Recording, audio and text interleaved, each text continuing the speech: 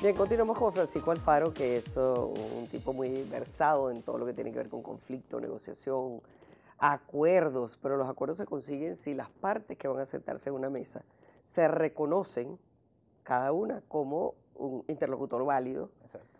y reconocen además que tienen una serie de intereses que quieranlo o no, están allí y tienen que negociar cómo de alguna manera los conjugan, pues.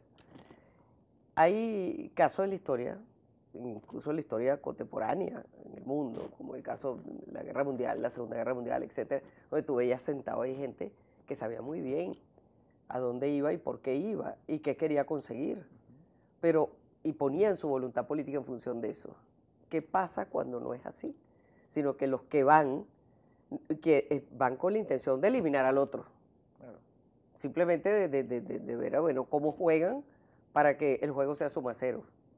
Exacto. Bueno, fíjate que uno de los grandes logros a nivel político de Occidente, vamos a decir así, y que se ha de alguna manera extendido a todo el globo terráqueo, han sido los principios liberales, ¿no? Principios que inician fundamentalmente pues, en Europa, en América del Norte y también en América Latina ya en el siglo XVIII y siglo XIX, que se van consolidando, y es donde se reconoce el valor de la persona en sí misma, es decir, el ser humano tiene un valor en sí mismo, ¿no? Cuando tú como persona o como político reconoces en el otro ese valor, es decir, esa persona aunque piense distinto a mí, tiene un valor como persona porque tiene derecho a pensar distinto, es un principio liberal básico y que ha permeado pues, a las principales constituciones del mundo, a las constituciones democráticas, tú puedes lograr acuerdos con mayor facilidad. ¿Qué sucede? Cuando determinados movimientos políticos a lo largo de la historia han tenido concepciones suma cero, donde no conciben al otro como un adversario, sino como un enemigo que hay que eliminar, entonces, claro, evidentemente allí es muy difícil lograr un acuerdo mínimo. ¿Por qué razón? Porque el acuerdo básico, que es el reconocimiento de la validez de una persona, que es su vida, no se logra. Entonces, eso es un acuerdo fundamental.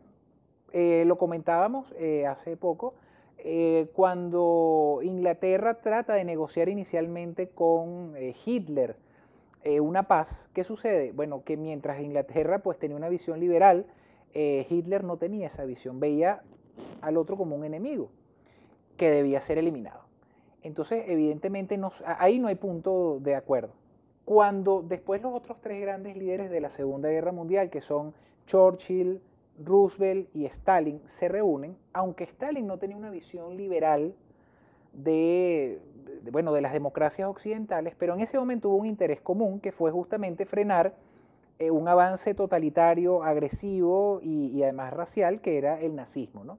Fíjense cómo después que termina la Segunda Guerra Mundial, eh, bueno, nos damos cuenta que se inicia lo que se conoce como la Guerra Fría porque hubo un interés común en determinado momento, pero una vez finaliza eso, Claro, eso ya cesa. cesa. Exacto. Y entonces surge un nuevo conflicto, donde son dos visiones encontradas, una visión liberal democrática y una visión más bien centrada hacia el comunismo o Totalitaria. totalitaria, Ahora, autoritaria. hay una experiencia reciente en América Latina y además que es muy cercana para nosotros, el tema de los acuerdos de paz de Colombia. Se firmaron el año pasado, bueno, se ha avanzado, una implementación que tendría que ser difícil, ¿no?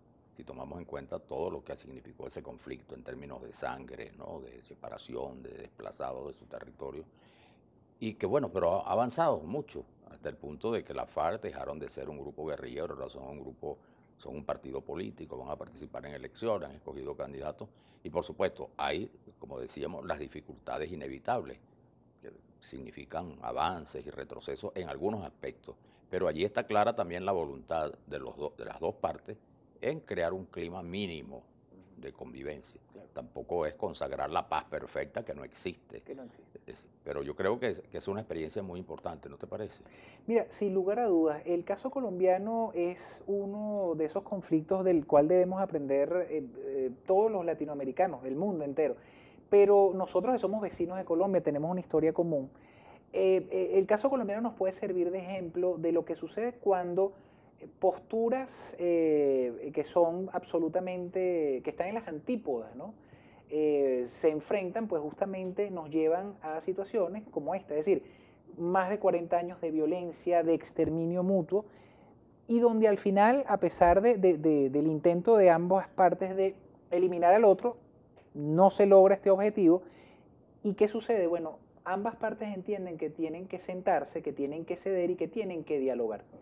En el caso colombiano es fundamental que la parte más fuerte, en este caso era el Estado, entendió que había que ser generoso y justamente abrir el espacio para que un movimiento que inicialmente era violento, y lo fue hasta hace poco, como eran las FARC, permitir que accediera a la participación política. El mérito de la FARC justamente cuál es, entender eso, entender que el camino de la violencia es absurdo, no van a poder tomar el Estado, y que bueno, que es importante ir hacia un proceso de reinserción política. Eso sí, y en eso Colombia está haciendo un esfuerzo muy serio, pero que es bastante complicado, que es el de lograr la justicia transicional y restaurativa. Entonces, esa experiencia que se logre con ese experimento de la justicia transicional y restaurativa en Colombia va a ser muy importante, porque es lo que permite que sobre todo el sector de las víctimas puedan tener algún tipo de reparación que muchos conflictos no la tienen. Ok, vamos a hacer la pausa y quizás en la parte final podemos hablar un poco de algo que también conoces bien, que es el proceso catalán. Ya regresamos.